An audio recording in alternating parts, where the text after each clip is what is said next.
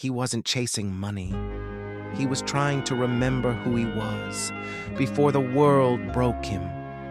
They say a man doesn't become homeless overnight, but in truth, it only takes one moment, one betrayal, one collapse, one silence so loud it drowns everything he ever believed. He wasn't just evicted from a place to sleep. He was exiled from identity, from meaning, from the illusion that someone, anyone, would come to save him.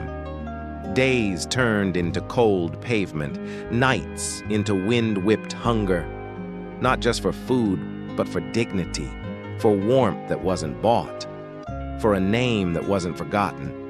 People passed him like shadows, some disgusted, some afraid, most indifferent. But what they didn't know was that the man on that corner wasn't dying. He was being forged. The world had stripped him of everything false, his titles, his applause, his ego, all gone. What remained was the raw soul of a man staring at rock bottom and whispering, "I'm still here." You felt it too, haven't you? That ache, that silence where you expected someone to reach back, that moment where the universe goes quiet and all that's left is you.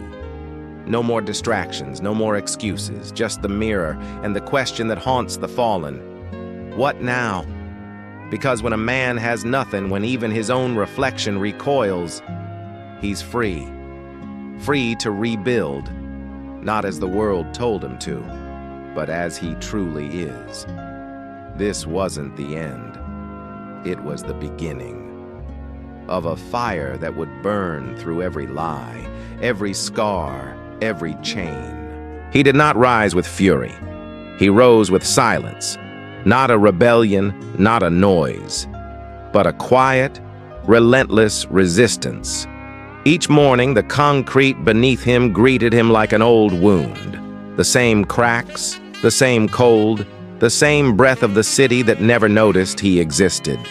But somewhere inside him, something shifted.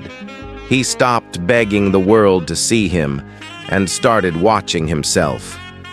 He found a torn book beneath a bench one evening, a philosophy textbook, half soaked in rain, its spine cracked open to a chapter on Stoicism. He read about men who faced exile without breaking, who lost empires but not themselves, and for the first time in years, he felt seen. He wasn't just a man without a home. He was a soul cast out of the kingdom of meaning. And now he was beginning to reclaim it, page by page, breath by breath. There were nights he'd sleep with that book against his chest, not for warmth, but because in those pages he found something fireproof, a truth no one could steal. He started rising earlier. While the city still slept under glass towers and neon dreams, he was stretching, breathing, listening to the rhythm of his own blood, and then working. Not for pay, but for structure. He would clean storefronts for no coin, just to feel his hands build again. He learned names, not to be remembered, but to remember others. He observed how people walked, how they hid their sorrow in smiles, how money cloaked insecurity like gold leaf on broken wood. He studied the world as if it were a map to decode, and the more he understood its patterns, the less it controlled him. Weeks passed, then months. He got his first job sweeping the floor of a bookstore. They didn't ask where he lived, they only saw how he moved. Precise, present, hungry, in a way most forget how to be. He devoured every book he could find, economics, psychology, architecture, not just facts, but structure. He was rebuilding his mind brick by brick like a cathedral rising from ash. By now he didn't care to be seen, because he saw, in himself, a storm held in calm hands. In others, the masks, the fear, the noise. One afternoon, the shop owner asked if he'd ever considered business. He didn't laugh. He simply nodded. because he had already begun writing his ideas at night on the backs of discarded receipts and food wrappers. He wasn't dreaming of millions. He was solving problems, real ones.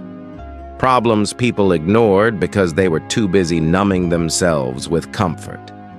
He launched his first venture quietly, a courier service run by ex-cons, homeless veterans, and lost boys like he once was. Discipline was their backbone, honor, their currency. People laughed, then watched, then invested. Not because he begged, but because the system had forgotten men like him, and he had built a new one from its ruins. He did not become a billionaire the way they write about in magazines. No yachts, no champagne celebrations, no viral TED Talk. He became wealthy the same way he became wise, quietly, deliberately, without asking for permission. His face was still the same in the mirror, weathered. But his eyes no longer searched for anything, because everything he once thought was out there was now within. His company grew, but so did his silence. He no longer argued. He no longer explained. He simply acted, rooted in a code no one could corrupt. The world called him lucky, but luck had nothing to do with it. They didn't see the years of hunger, the nights of doubt, the wars he fought alone while the world slept. Money, it came, but it was never the goal. The real wealth was clarity, time, choice. He bought the building he once slept beside, not out of spite, but reverence. He turned it into a sanctuary for those still climbing. Not a shelter, but a school of fire. There were no motivational posters, just mirrors and books and silence. He taught men to confront themselves, to build before they broadcast, to suffer with purpose, to walk away from applause and toward mastery. He spoke little, because power, real power, doesn't shout. It simply is. He'd often return at dusk, stand beneath the same streetlight that once flickered above his cardboard bed, and smile, not because he made it, but because he never quit. There was no grand finale, no closing speech, no crowd, just a man who refused to die with his story untold. And in that silence, he became more than a man. He became a message, not just from homeless to billionaire, but from broken to whole, from forgotten to unforgettable, from surviving